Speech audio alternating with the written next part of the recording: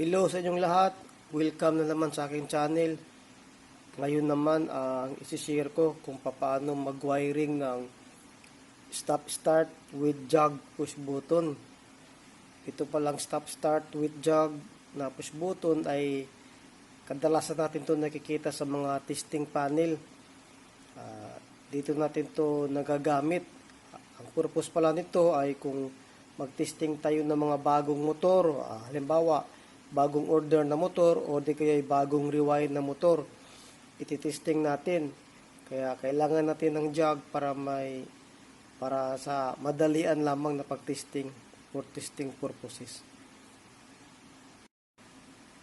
Ito na palang magagamit natin: circuit breaker, magnetic contactor, overload relay, auxiliary contact. Ang auxiliary contact naman ay may dalawang uri yan. Mayroong normally closed at mayroong normally open. Tapos kailangan rin natin ng push button. Mayroon tayong pang push button na jog, mayroon tayong pang start at mayroong pang stop. Ito pilot light to. Hindi na muna natin to gagamitin. Ito palang itong start stop with jog, ang purpose pala nito ay kung gusto nating i-jog lang, pang madalian lamang, halimbawa, mayroon tayong bagong motor na ni-rewind. Ititesting natin ng saglit lamang, ng ilang segundo lang, kailangan lang natin ng jog. Kasi pag pinindot natin to, gagana yung motor, tapos pag bibitawan, namamatay naman. Yun ang purpose ng jog. Ito namang, isa naman yung start, ito yung nagpapa-energize talaga. Pag pindot natin to, gagana yung motor, kahit bibitawan natin, naka-hold pa rin to, ang contactor natin, gumagana pa rin yung motor. Kailangan mo ating pipindutin pag gusto nating ipahinto, ganun. Ito bali may hold siya, ito wala, pang jog lang, pang start. Sa push button pala, yung stop pala, ang contact pala nito ay normally close. Tapos yung start naman, normally open. Tapos itong jog, dalawa ang contact nito. Mayroong normally close at saka mayroong normally open. Kaya ngayon, huwag nating patatagalin pa, sisimulan na natin. Ito pala magnetic contactor ay mayroon tong rated voltage. Kung ilang voltahe ang isusupply natin sa kanyang coil. Dito nakasulat ay 220 volts. Kaya susupply natin to ng 220 volts. Sa mga contactor pala, pag bibili tayo, depende sa brand at saka model, mayroon kasing contactor na nakapix na yung auxiliary contact niya. Yung normally closed nandito sa taas, tapos yung normally open nandito sa baba. Pero mayroon din naman contactor na walang bukod yung auxiliary contact tulad nito. Pwede tayong bibili ng auxiliary contact, depende sa pagbili natin. Yung iba may free na bali. Sa pagkabit pala nito, dito kasi slotted kasi ito sa taas niya, itatapat mo lang bali itong yung auxiliary contact na nabili mo. Kung walang auxiliary contact yung contactor na binili mo, pwede ka makabili nito. Sa pagkabit, itatapat mo lang bali sa slot niya bali dyan, tapos kunting pirsa pababa, ganun, tutunog siya. Tatapat mo lang bali dyan, tapos pababa ka bali, ganyan. Yan, tutunog. Ganun lang. Yun, tutunog na. Sa pagtanggal naman, ito, iangat mo lang to bali, tapos tulak pataas konti. Yun, ganun. Angatin lang to, tapos kulak konti, ganyan. Ganun lang sa pag-assemble. Tapos, itong overload relay ay iba rin ang presyo nito kapag bibili tayo ng magnetic contactor. Iba yung presyo ng magnetic contactor at overload relay. Pag assemble naman ito, itatapat lang natin dito yan. Yung tatlo na makikita natin dito, tatlong terminal. Tapos dito, ipapasok lang natin dyan. Tapos, ihigpitan natin yung tatlong tornilyo bali sa taas.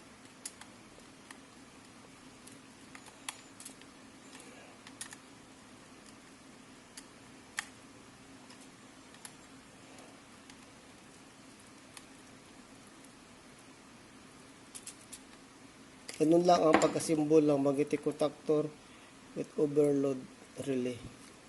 Buo na ngayon, makisimula na tayo sa pag-wiring.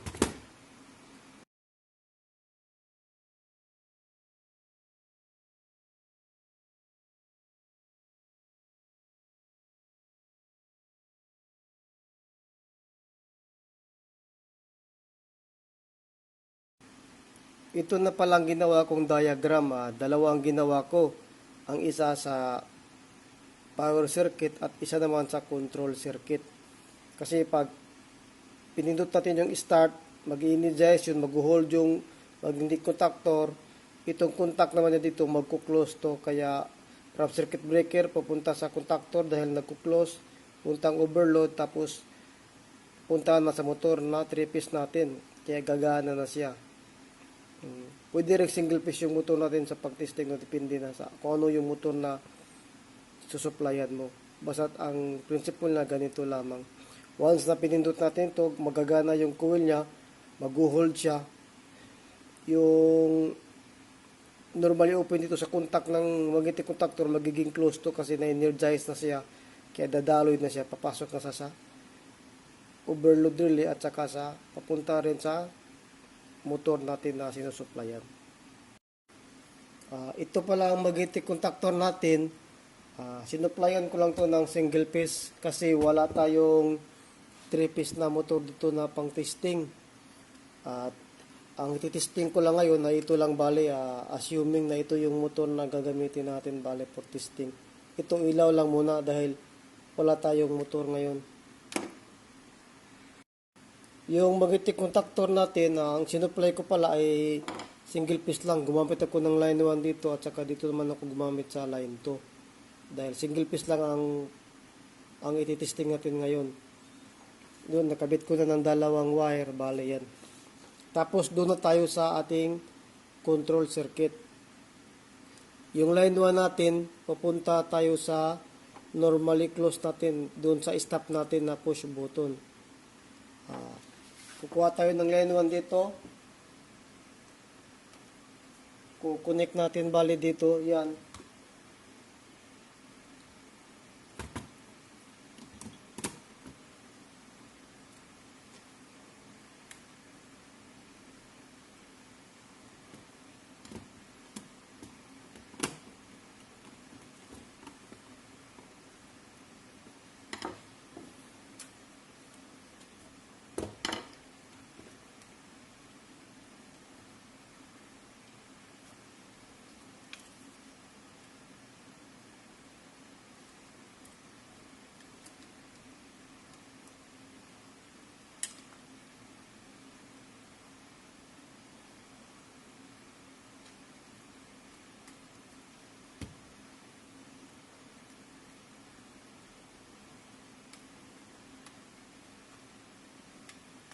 Yan na, nakonek na natin.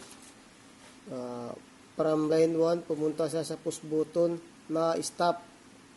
Tapos, yung pumunta sa stop siya na push button. Tapos, yung out naman bali ng stop ng push button, pumunta siya sa jog na close bali. Sa jog natin na push button. Mag-jumper tayo sa stop na push button, papunta sa stop rin na jog natin. Ito yung jog natin, bali ito. Di ba, jumper tayo papunta dito sa jog natin.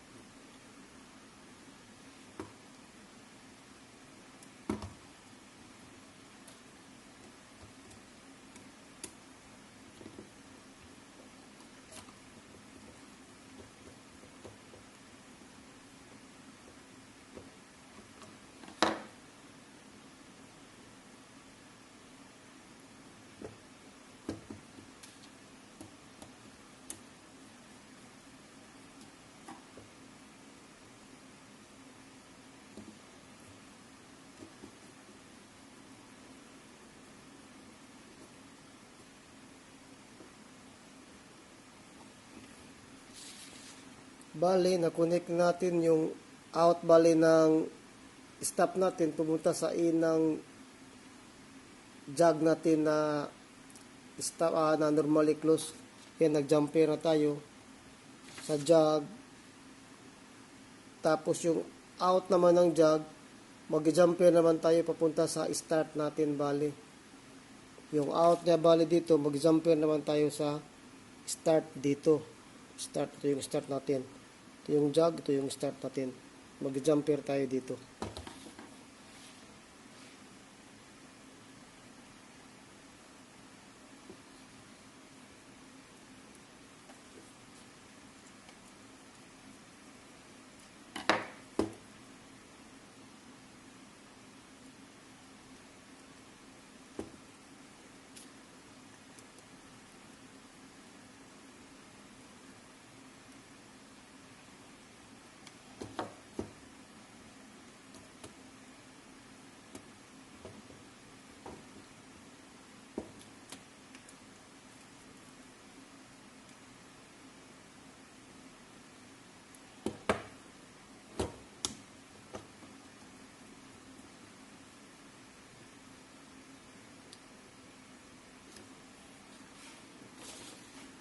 Naka-jumper na tayo sa jog papunta sa start. Tapos yung out naman ng start, papunta na yun sa coil ng ating magnetic contactor sa E1. Itong out ng start bali dito, papunta sa E1.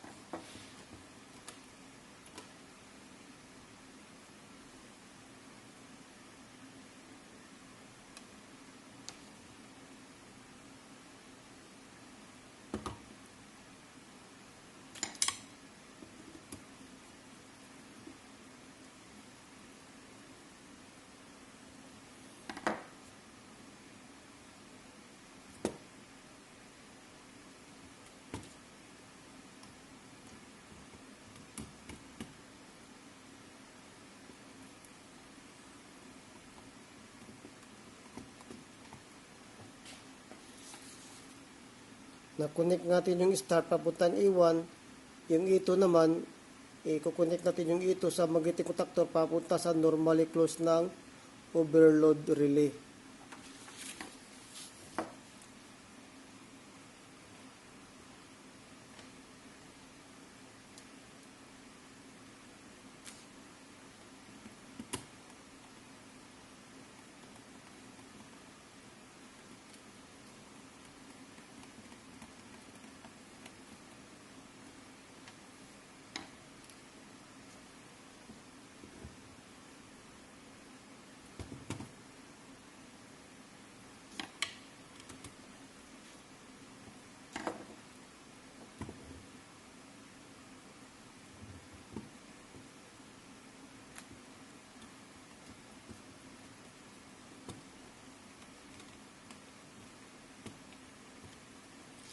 Sa overload relay para may dalawang contact yan, normally close at saka normally open. From E2 papunta sa normally close ng overload relay, tapos isang out ng overload relay papunta na sa line 2.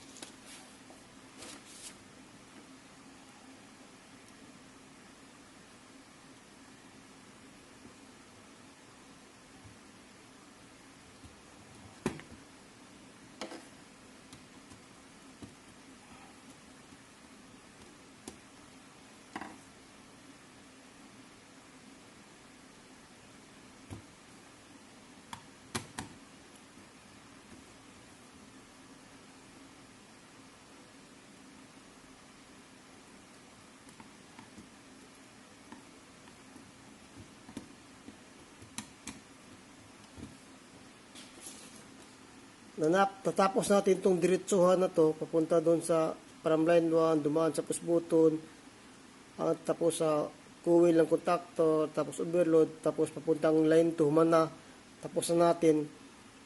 Dito naman tayo sa kabit niya para sa jog natin. Yung nag-jumper tayo ng stop at saka jog, maglagay pa tayo ng isang wire dyan, mag-jumper pa tayo papunta sa yung isang contact ng jog natin. Kasi di ba yung jog natin may dalawang contact, mayroong normally close at saka normally open. Mag-jumper lang tayo doon papunta sa isang contact ng ating jog sa normally open. Hahanapin natin yung stop natin at saka jog ito, bali maglagay pa tayo ng wire dito papunta sa jumper natin ng isang contact na normally open sa ating jog, bali mag-jumper tayo dito, jumperan natin papunta dito.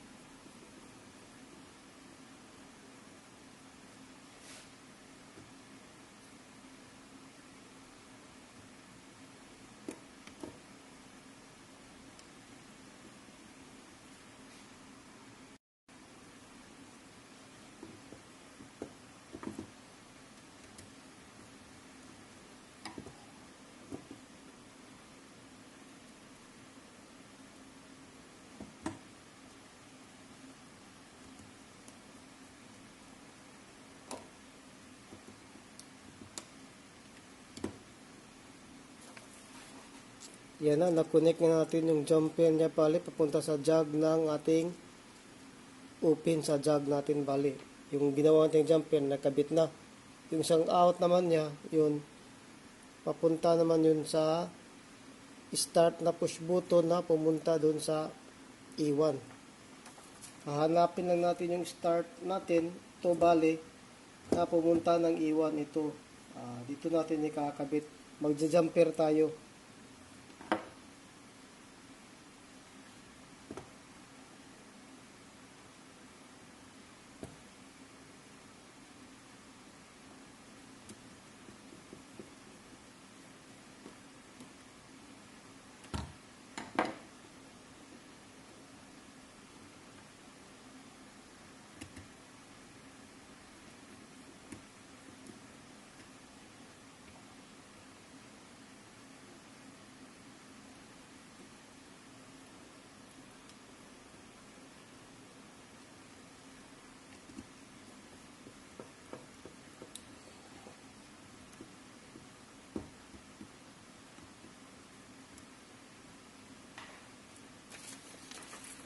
Tapos natin nakabit bali itong isang linya ng jog pumunta na sa push button na start natin na pumunta ng E1.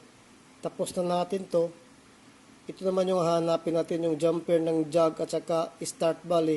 Maglagay pa tayo ng isang wire dyan papunta sa auxiliary na normally open. Ito yung jog natin at saka start natin. Ito na bali yun. Maglagay tayo ng wire papunta sa auxiliary contact ng ating magnetic contactor dito.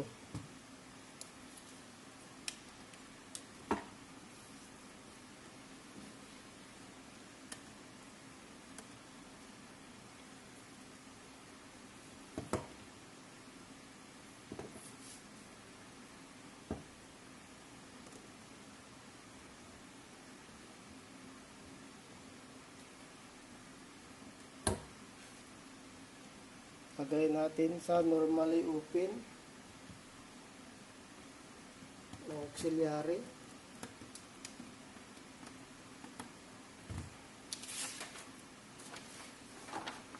Ito, nakabit na natin yung jumper, nagbulagay na tayo sa auxiliary, tapos yung isang out ng auxiliary, kabit natin sa start ng push button na pumuntang E1. Pwede natin kabit sa push button ng start or pwede rin doon sa E1. Sa actual kasi, mas malapit yung E1 niya kasi yung E1 niya nandito lang. Kaya doon tayo magkabit. From dito, auxiliary to E1.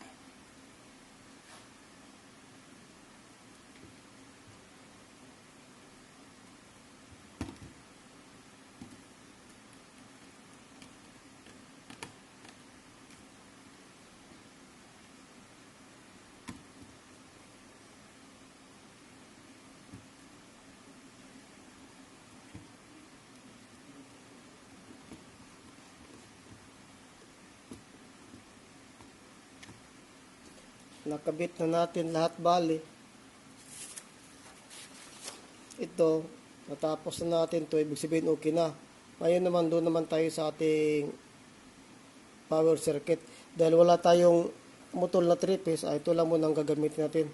Ilaw bali. Single piece lang muna. Ikakabit natin doon sa ating T1 at sa T2 natin i-connect natin. Para masupply. Ito na bali yung assuming natin na ito yung motor bali natin.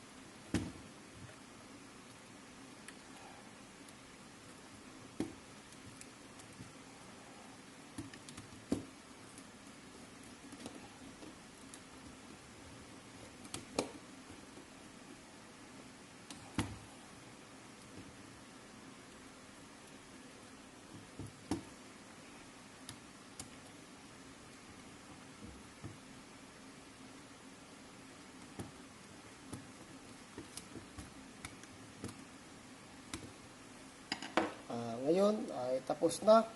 Pwede na tayong mag-testing bali sa ating ginawa.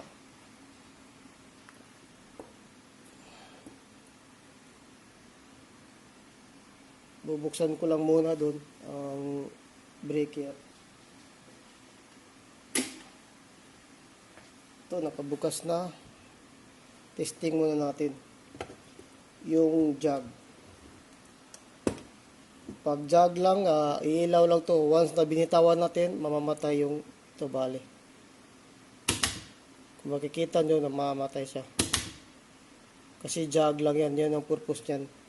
Ito naman start, mag-hold to bali. Kahit binitawan natin, gagana pa rin yung contactor. Iilaw pa rin to palagi. Yan, nag-hold siya. Tapos stop. Tapos jug. Ito, nag-hold siya. Tapos stop. Ganun lang kadali no, sa paggawa ng stop start with jug push button. Sana ay nakatulong sa inyo ang video na to at hanggang dito na lang tayo. Maraming salamat sa panonood. May dagdag lang ako, munti kong nakalimutan. Yung jug pala natin, pwede natin itong magamit pang emergency stop. Testing ko lang muna, i-jug lang muna natin. Jug, tapos namamatay ito, nag-hold. Ito, pwede natin itong gamitin pang emergency stop. Yun. Yung jug natin, pwede natin gamitin pang emergency stop. Yun lamang, salamat.